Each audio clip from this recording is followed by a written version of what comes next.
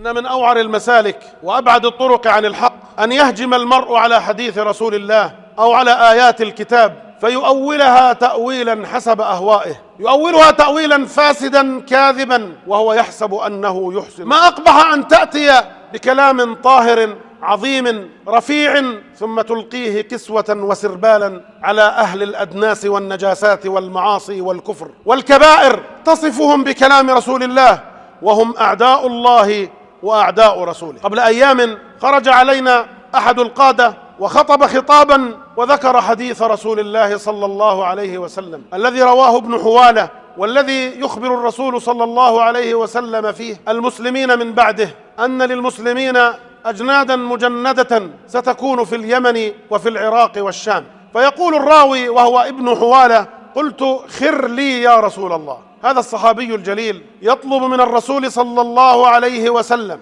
أن يختار له أي هذه الجنود يلتحق بها. اختر لي يا رسول الله، هل ألتحق بجند اليمن أم بجند العراق أم بجند الشام؟ فقال عليه الصلاة والسلام لابن حوالة: عليك بجند الشام، فإن الشام خيرة أرض الله اجتبى إليها الخيرة من عباده. يعني جنود الشام هم أفضل عباد الله في أفضل بلاد الله. انظروا إلى هذه الصورة العظيمة الجميلة التي وصف بها رسول الله صلى الله عليه وسلم جند الشام. وهذا القائد الذي تألق فشرح لنا حديث رسول الله صلى الله عليه وسلم بين لنا على من يقع هذا الحديث. أتدرون من كان يعني رسول الله صلى الله عليه وسلم بهذا الحديث؟ أتدرون من هم خيرة عباد الله الذين اجتباهم الله إلى خيرة أرضه؟ إنه بشار الأسد الذي اغتصب حرائر المسلمين والذي أسال الدماء أنهارا من رقاب المسلمين. هذا هو المقصود بالحديث. أرأيتم كذبا على الله وعلى رسول الله أعظم من هذا؟ يا أيها الناس، إنه مما أثر عن رسول الله صلى الله عليه وسلم أن الحياء 70 شعبة، ومن الحياء أن الإيمان 70 شعبة، وأن الحياء من الإيمان. أين الحياء؟ ألا نستحيي من الله؟ ألا نستحيي من رسول الله؟ ألا نستحيي من خلق الله؟ ألا نستحيي من واعظ الله في قلوبنا؟ ألا نستحيي من أعراض الحرائر التي سفحت؟ ألا نستحيي من دماء الأبرياء التي سفكت؟ ألا نستحيي من إخوة لنا شردوا في أطراف الأرض على يد هذا المجرم اللعين عدو الله والمسلمين؟ هذا خير عباد الله اجتباه الله إلى خيرة أرضه. حسبنا الله ونعم الوكيل. حسبنا الله ونعم الوكيل. حسبنا الله ونعم الوكيل. لا يزال المرء في فسحة من أمره حتى يدخل في اللعب.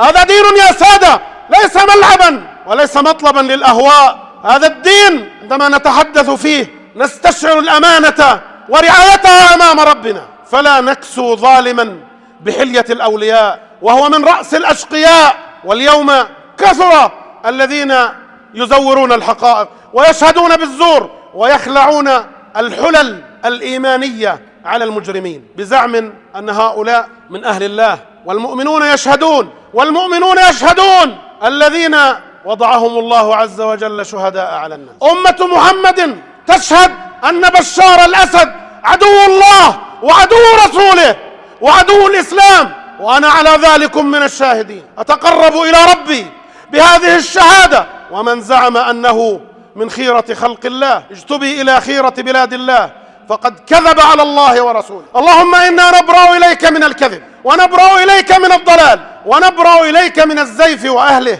يا رب العالمين. يا رب إنك ترى حال المسلم وترى طغيان الكذب والزيف والخداع، ترى ذلك يا مولانا وتعلمه. اللهم ربنا، اللهم مولانا، من علمته جريئا على حدودك، جريئا على كتابك، جريئا على سنتك، جريئا على أعلام دينك، اللهم فاخزه في الدنيا قبل الآخرة ولا ترفع له راية. يا ربي يا مولاي، من علمته يستعظم نفسه ويلقي بأهوائه يلبسها معاني الكتاب ودلالات الحديث فأظهر أمره ولا تستر له عورة يا رب العالمين. اللهم إنك ترانا في زمن القابض فيه على الدين كالقابض على الجمر، وقضايانا سلمت لحكامنا وأذنابهم. اللهم خلصنا من حكامنا، اللهم خلصنا من أذنابهم، اللهم خلصنا من أدواتهم.